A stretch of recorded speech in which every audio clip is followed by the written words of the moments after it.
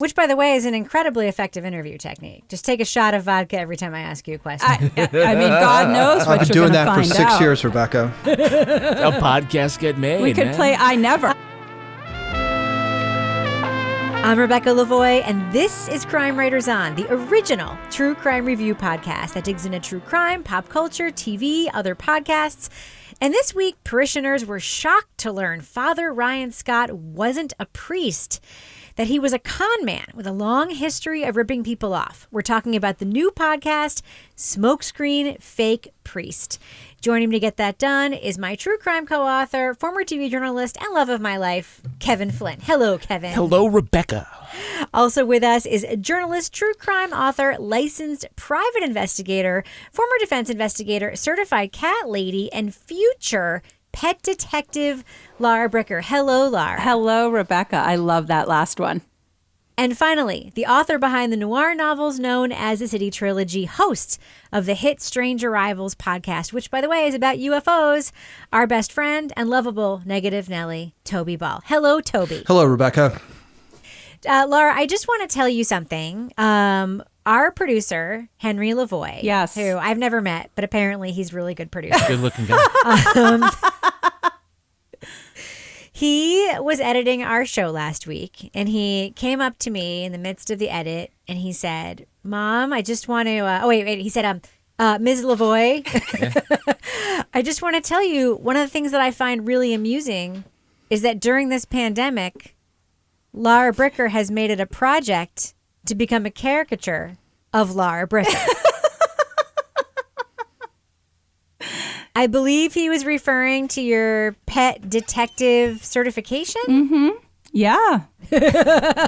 Why did you just leave the room, Kevin?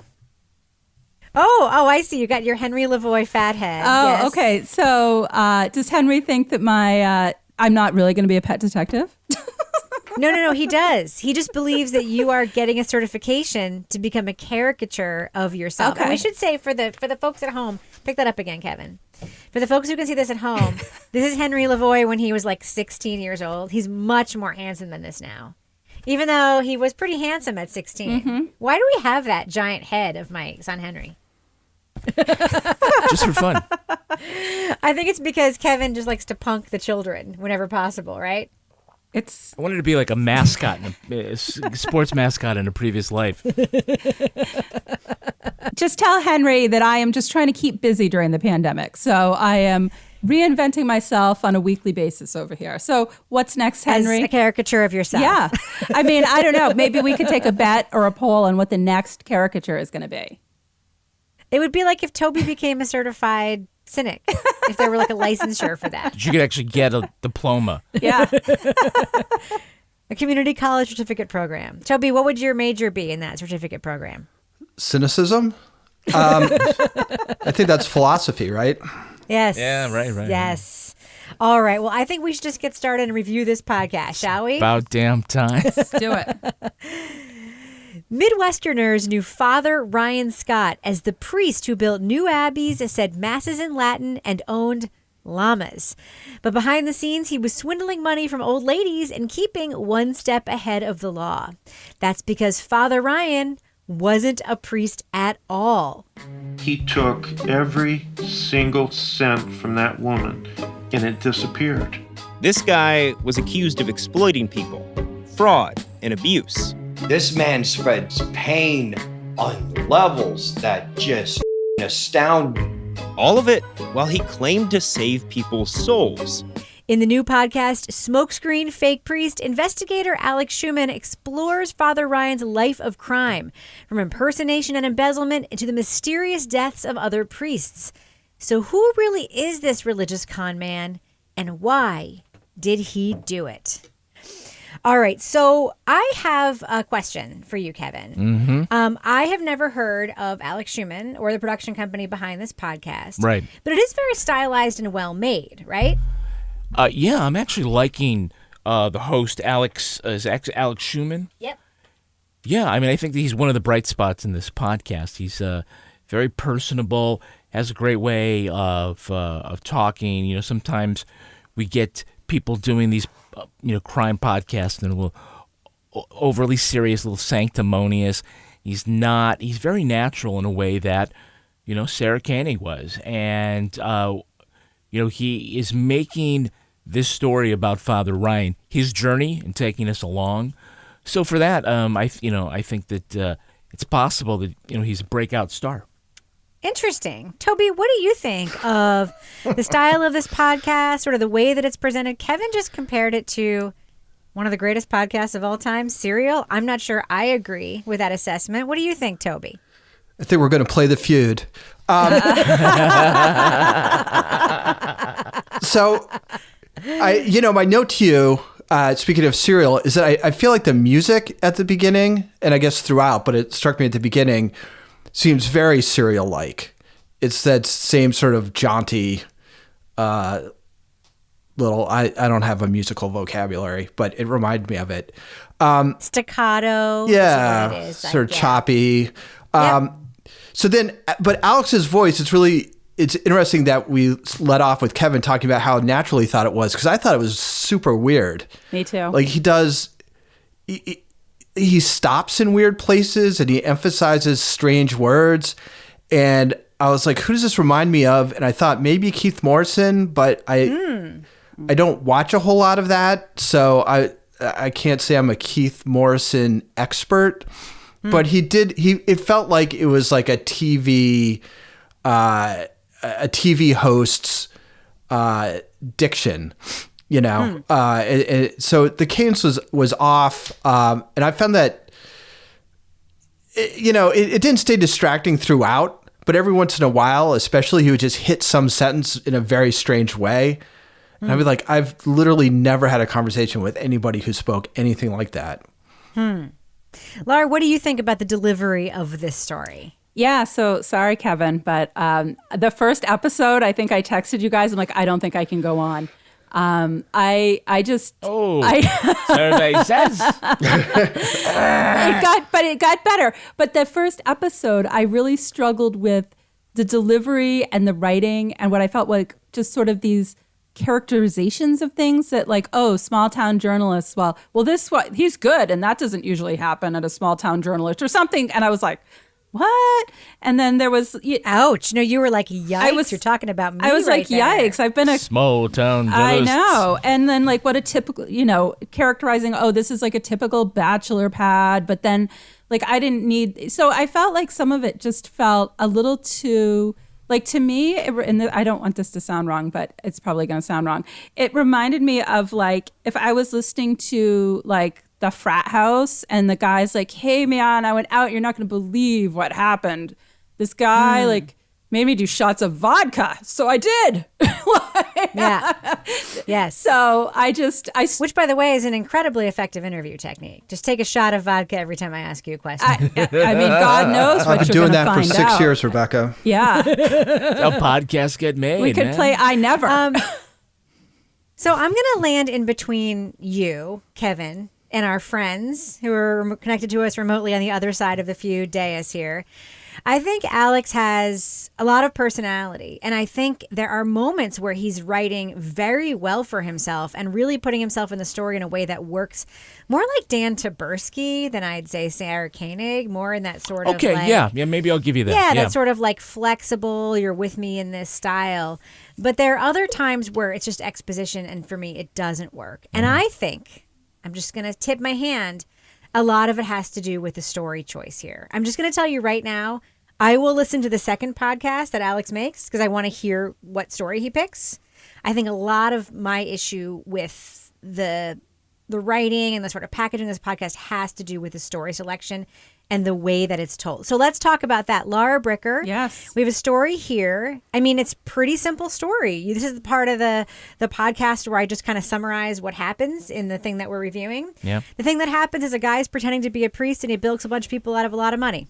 That's what happens. Yep. And then he sort of has run-ins with some legal troubles and is able to get out of them. And the one thing we know about this guy is that he's free and isn't right now paying any consequences. At one point, his biological son appears in the story and sort of talks about becoming a crusader against his own father, trying to take down this con man that he is kind of ashamed to be related to. But that's basically the story. It's the story of a con man and sort of like the ins and outs of different cons that he perpetrates. So my question for you, Laura, is why now? Like, why are we hearing about this right now? What do you think? That's my question too. Because I was listening to it, I'm like, is there something that happened? Is there something new? And I think the why now is just this guy's like, hey, this is kind of a wacky story. And this guy had some llamas and he bilked some old ladies and like there's some crazy characters involved. This might be kind of interesting. But I just felt like, to me, I didn't really feel like I didn't really come away understanding why we're hearing it now. I think the premise at the beginning was like, why would anyone try to pull off such an elaborate con? Well, so far, I don't really feel like that's been answered. I've just sort of heard a recounting of what happened. And I mean, it's like the same as anybody who's a con man. They are like bilking people out of money, taking advantage of people, living this false life. But I guess for me, listening to it, I'm like, well, this is an interesting story. But I guess I just didn't come away feeling like there was an urgency to be hearing this story at this point in time. Kevin, were you surprised to hear how common it is that people pretend to be priests, especially in the United States? It goes back thousands of years. Well, I mean, who doesn't love a good con man story? I mean, we just had one with The Sneak, with Murph the Surf, R.I.P. Murph the Surf. Oh my God, the crime writers on Curse strikes again. We're going to talk about that in the after show, right? Yeah, just saying. Those kinds of crimes are interesting on a different level because they're partly intellectual, and like, how do we solve this challenge? And is this something I could do? And would I be duped in the same way, as opposed to would I be robbed or murdered in my sleep? But yeah, you're right. I don't feel like I have a sense of him, but I don't think I'm supposed to have a sense of Father Ryan. I think that the first episode really was enough of a teaser that I want to keep going. I think I have some issues with sort of where the story goes in this sort of in the middle where we are right now. But I'm really intrigued by this guy because when we see what he was collecting, spending the money, what he left behind when he fled an abbey, it's not the usual stuff. This guy isn't Paul Manafort. He wasn't buying ostrich suits and sports cars. He had hundreds of statues and religious icons, and if he's not really a religious guy, why is he spending all this money on that and ill-gotten goods on that? It's not a typical con man story, so I'm interested in it. Plus, they tease these two deaths: death of a priest and another priest that may have died under mysterious circumstances. That's some good stuff that I want to get to. But they barely tease that. Like, that is not in no way. Yeah, it's in no way kind of highlighted throughout. We've listened to like 5 episodes of this podcast. Right. And I think Alex does a good job of sort of signposting that down the road we're going to hear from Father Ryan because he got an interview with him. But I kind of keep forgetting when I hear about llamas that, there's also, it's not a necessary nonviolent story. There's a chance here that, this con man may also be a violent guy. And so I keep forgetting that. And I feel like maybe we should be reminded so we are aware of the stakes the whole way through. Okay, speaking of stakes, did anyone not have any idea that before the big crash of 2008 or whatever, a llama from Argentina could go for north of $100,000? Toby Ball, were you even paying attention at that point? I was paying attention. So this is, I didn't, this is just kind of listening to Kevin talk, because what kind of occurred to me is I sort of feel like he doesn't identify the stuff that's really interesting about this story and You mean I don't, or Alex doesn't? Alex. I mean, Oh, okay. Yeah, I thought you were throwing down again. The thing with Kevin is he just doesn't get it at all. No. Possible. No, I He just hears that a lot. I just, so the llama thing seemed like it probably seemed when they were like, oh, okay, we'll do an episode on llamas. That'll be awesome. But it's really, it's not at least what he got out of it, I didn't find very interesting at all. It's like, oh, llamas It's just a detail. Right? llamas It's are a kind of detail. smart and they're more expensive than you think they are. Okay, that's fine. And they can do the limbo. And they can do the llama, red limbo, and pajama. they know their names. The thing that I thought was going to be kind of interesting, which he basically doesn't do anything about at all, is this idea of people who consider themselves or traditional Catholics who want a Latin mass, who think that, you know, the changes in Vatican II, like, you know, diluted the church or whatever, which includes Mel Gibson, by the way. Yes. So this is like a kind of interesting group, I think. And I think one of the interesting things is that Father Ryan, like, identified them as a group that he could target for this scam, and he sticks with it. And I think there's probably good reasons for it. I assume they're mostly older. You know, they're people who've, you know, gone through some kind of, maybe trauma is too strong a word, but they feel like their religion has left them to a certain extent. They're disenfranchised. And there's right? and there's just not a big infrastructure like all over the country for traditional Catholics, I would assume. So it's like, it seems like this is sort of fertile ground maybe for a con man. So that seems to me like that would be an interesting thing to explore, but we don't get hardly any of that. I agree. And instead we get a lot of llamas. And then after the llama episode, it's this sort of, I don't even know how to characterize it, but it's a lot of sort of court stuff and wrangling about some money. And to be quite honest, that was when is there some reason why I'm supposed to be paying attention to this? Because it doesn't seem all that interesting. Yeah. Wouldn't you find it interesting the priest had a Playboy bunny tattoo? No. I had to go back. Did it? No. Well, but he said he it had been right off- incarcerated. He had like a whole other life before. Doesn't he start off with that where he's like, yeah, you know, I'm looking at, first of all, and I hate this is like kind of a criticism, but he starts off describing a photograph, and that's like cliche number one, at least in fiction writing. They're like, whatever you do, for God's sake, do not start off describing a photograph. And so I heard it. I was just like, maybe it's a little bit different in journalism, but anyway. But I thought they talked about his tattoos on that. It's like They did. You would think he's got a tank top. He wouldn't think the next time you'd see him, he'd be wearing a priest collar or whatever. Toby, I'm gonna just tell you if this makes you feel better. I completely agree with you. I think the most interesting material in this podcast is glossed over like in a line or two when they're like, traditional Catholics are upset that Vatican II, decimated their way of worship and masses are done in Latin and they feel this way and that way. And that's it. Like, that's all we get of that whole storyline, which is actually kind of important and pivotal. And the other problem with the way the story is told that really bothers me is the podcast is completely front end loaded. Like in the first couple minutes, he tells us Father Ryan is not a priest. He's lying, right? And then all throughout the podcast, even as deep as episode 4 and 5, he's talking about these cons he's perpetrating. And he's like, this old lady, Father Ryan, helped her sell her house. And he goes, what kind of priest would help someone sell their house? And I'm like, yeah, you've already told us he's not a priest. He's Right. not. That's what kind of priest would do it. Someone who wasn't actually. So all of those, all the suspense that might be there is kind of taken away by the fact they tell us the whole story in the first couple minutes. Now, Laura, I have a journalistic question for you. Yes. We mentioned it earlier. Alex's interview with Jonathan Brady, the condition of the interview was that they would both drink very cheap vodka throughout the interview in order for Alex to continue to be asking questions. You've been a journalist for a long time. Kevin, I'll get to you in a second. Would you accept those conditions of an interview? Yes or no? No.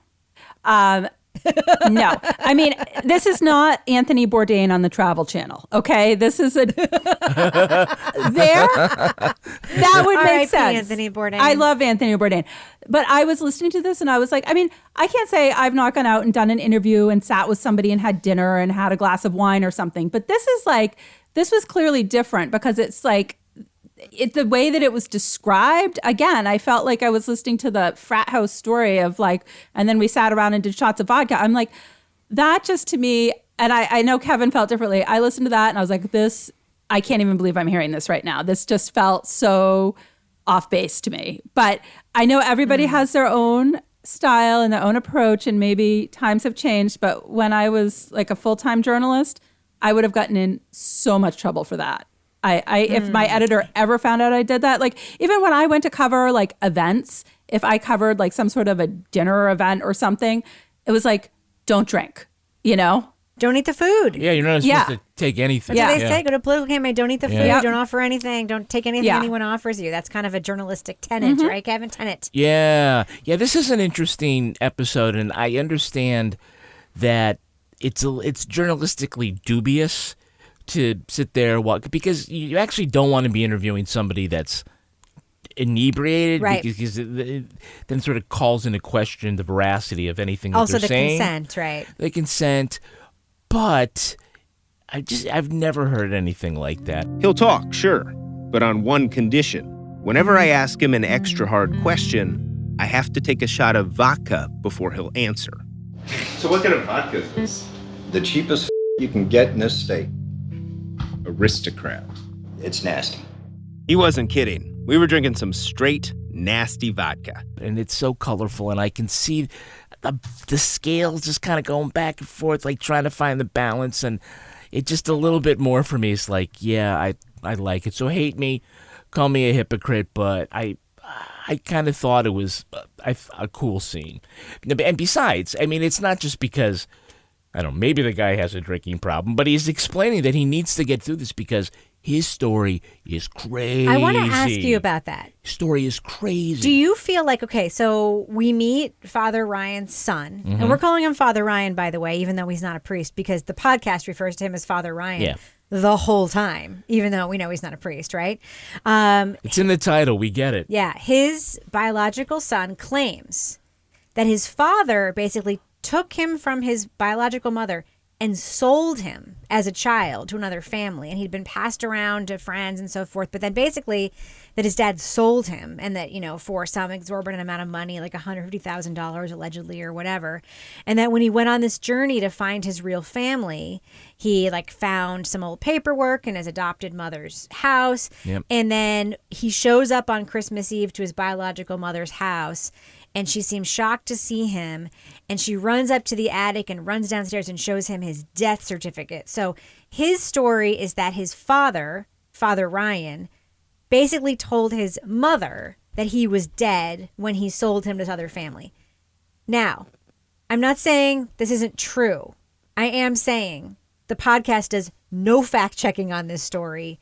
What do you think of this story? I mean, I felt uncomfortable with the harrowing sort of nature of it, and the fact that there was kind of no follow-up to it to sort of like, you know, give us the underpinnings of fact here. What did you think of that? Did you believe the story? Well, I mean, the guy drank a half a bottle of vodka, so it's obviously true. Do you believe he believed it? Oh, yeah. I mean, I have no reason to... it hasn't been verified. I have no reason to believe he's being duplicitous about it. It is probably how it happened, but... Just could be exaggerated. If it had been fact checked, that wasn't made clear to the audience. Right. So, what do you think of that? The fact, I mean, assuming let's assume it's all true. Let's assume that. Yeah, it's like I said, it's insane. It's a crazy story, but it also, you know, gives a little insight as to not only who Jonathan Brady is, but his father. You know, the kinds of things that he is capable of doing. His duplicitousness. I'm sorry, I did shots of vodka before. I'm all messed up. But you know, if you are willing to do that kind of thing, then, you know, pretending to be a priest who says masses in Latin for 20 years is now that's not impressive. Actually, it did occur to me, by the way, that to like say the masses in Latin, you have to like learn the masses in Latin. I mean, I guess you could read them, right? I guess you could memorize it, you know. I do like the one scene Dominus of that, like vobiscum, bitches. That like small town. Was it the cop guy who like went to the church because his friend told him to go, and he's like, the whole mass was in Latin, and I didn't understand any of it, but I stayed for snacks afterwards. That's right. Yeah. It's like welcome to like 1,500 years of the Catholic Church. What did I miss? I'd stay for snacks. Well, who wouldn't? And maybe some of that wine. I don't know. Catholic snacks are not like at other. The Lutherans got all the good snacks. And you know, as a Catholic Yeah. yourself, right? Yeah, I don't know. I was just told to stay away. All I right. was told to stay away from the Protestants by Sister Agnes. Well, before we get to our thumbs up or thumbs down reviews, if you want to hear an expanded discussion plus our review of the HBO Max documentary Class Action Park, subscribe to the Crime Writers On podcast wherever you get your podcasts. Please like and follow us right here on Facebook and Instagram, and tell us your review of Smokescreen Fake Priest in the comments. I encourage you to join our amazing community in the official Crime Writers On Facebook discussion group. And for exclusive podcasts and more, join us at patreon.com/partners in crime media. Oh, here comes the giant head again. Oh, I feel so bad for our listeners who can't see the giant, 2-foot tall Henry head. All right, let's do what we do. Let's let our listeners know, should they check out Smokescreen Fake Priest? Laura Bricker, I'm going to start with you. What do you think? Thumbs up or thumbs down for this podcast? It's always so hard to go first. So I didn't hate this podcast, but I really didn't like this podcast. And I think the last episode, I actually tried to listen to it twice because I was just kind of faded off and lost interest and wasn't following along. So, we've had a lot of con man type podcasts. So there's Dirty John and those type of podcasts. And if it's told in a compelling way where the big reveal happens at the end, it's a little bit more of a narrative storytelling type podcast where you're going to want to keep listening. And in this case, like Rebecca pointed out, we knew up front, and then there's some crazy details. I mean, I'll give it that. It's a crazy story, but I didn't love it. So I don't really want to give it a thumbs down, but I'm going to go a thumbs down.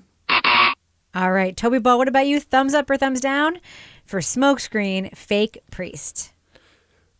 So, I realize that there's a definite possibility that there'll be some good stuff to come, like Kevin was talking about, that was teased before. But I also, it's easy for me to imagine sort of being excited by the potential of the story, and then wanting to pursue it, and then it just not turning out to be everything that you kind of thought it was. If it was me, I think they could have even done it from the victim standpoint and talk about how in this sort of odd, as you were saying, disenfranchised or isolated community, this con man shows up and does this stuff. That might have been another way of going about it. But just as it is, there's just, I think it would have been really interesting hour and a half. But some of it just, I didn't seem like there were stakes involved, and it just didn't hold my attention. So I'm sort of reluctantly giving it a thumbs down. I hope he makes a second season with a different topic, which I assume would be better. Kevin, what about you? Thumbs up or thumbs down for Fake Priest? Well, I'm gonna do something I don't usually do, which is go thumbs sideways. What? I feel like we need a dramatic twist, music sting there. That has never happened in the 5+ year history of this podcast. I don't remember you ever giving anything a thumb sideways ever. I did it You recently. did? Yeah, we all did a thumb sideways, I think. Oh, to me, it's unimaginable. Because you're always saying to me, up or down, sideways is bad. Well, see, I only go that way because I feel like it's incomplete. I feel like, sometimes we do a review midway through a series because we want to get people excited about it and it's hot. And I thought we would all like this a lot better than we did. I thought it was a very strong beginning. I think it's kind of the part about the commune and the desert and the llamas are not as interesting as they might appear to be. They're important probably to the biography of, Father Ryan. But I feel like the end is going to be stronger. I feel like this is a great example of why some podcasts should come out weekly and others should be dropped all at once like a Netflix show. Because if I could binge it, I'd be like, okay, that one wasn't so great, but maybe the next one, and I was really hooked in the beginning. If you listen to sort of a mediocre episode, and are you like a week later when it comes back in your feed, are you really excited? Nope. To hear it, and then if you're too behind, and it really drops off. I feel like, if it was all there, I would have gone right to the end. I really like Alex. Alex, let's be friends. I'm sorry, it's a thumb sideways, but good luck at the end. I think we're going to hear more stuff from him. Yeah, I am where you are, except I have decided to go thumbs down this week, which when I first listened to episode 1, I didn't think I was going to do thumbs down because I was like, oh, this is a very exciting new production company that I don't know anything about. I think that the mixing is very strong. The podcast sounds really good. They use music well. They use some of my favorite Blue Dot Sessions music, which I'm down with. But and Alex has, I think, a very interesting and kind of singular voice. You know what my favorite part of the podcast was that he was in? What? This is going to sound crazy.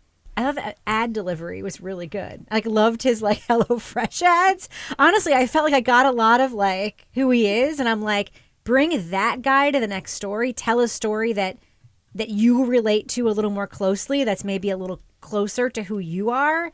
And it would just be a lot better. I just don't think this story is particularly interesting. A guy's pretending to be a priest. The podcast tells us this is a very common crime. Lots of people pretend to be priests. And the people who are victims of this that we've heard from so far kind of got recognition for having been victims. They, won lawsuits in court. There's a lot of just minutia about the lady almost wrote her kids out of a will, but then didn't because it was caught in time. I don't know. It's just not that interesting to me. So even though it's well put together, and Alex, I also would like to be friends. I'm sorry. Got to give your podcast a thumbs down for Fake Priest. All right, now it's time for my favorite part of the podcast, a little something I like to call the crime of the week. Wow, you sound amazing. You Thank really you. do. Thank you. Kids these days. Kids! A deputy in Douglas County, Georgia, was trying to serve some papers to a homeowner when a goat jumped into her cruiser. The deputy says she always leaves her car door open in case she needs to flee from vicious dogs. While she was knocking on the door, the goat climbed in and started eating all of her paperwork. At first, she couldn't coax or push the domesticated goat from the front seat. He kept chewing away on the stack of summonses. Then the little guy headbutted her in the knees, knocking her to the ground so he could finish his snack. The video shows the deputy laughing throughout the silly encounter. She was not hurt. Neither was the goat, who just wanted to take a bite out of crime. So, panel, disorderly conduct. Good cop, bad cop. Disorderly conduct by livestock should not be tolerated. What should this goat's punishment be for interfering with the law? Laura Bricker, wildlife cam owner, what do you think? I think it should have to go hang out with some llamas for a week. They're expensive. Yeah. But not like the fancy llamas, Well, some maybe. low rent. Yeah, some like Chilean $500 llamas. Yeah. See how the other half lives. Toby Ball, what do you think this goat's punishment should be? Bleats me, Rebecca. Bleats me. That was a pun. Wow, Toby, Kevin. that was clever. That was bad. What do you think? That was bad. I think they should take that goat, and I think they should send him down that Cannonball Loop water slide from Class Action Park. Yeah. Yeah, I think they should make the goat watch some episode of Top Chef where the quick fire challenge is, goat. Paper? Oh, goat. Okay. Chefs, your challenge today is to take a criminal goat. Stuff it with some legal paperwork. All right, that's going to do it for us. Remember to follow us right here on Facebook. We'll be back again next week with another crime review. On behalf of all the crime writers, all of us, All of us. we will catch you later. Later.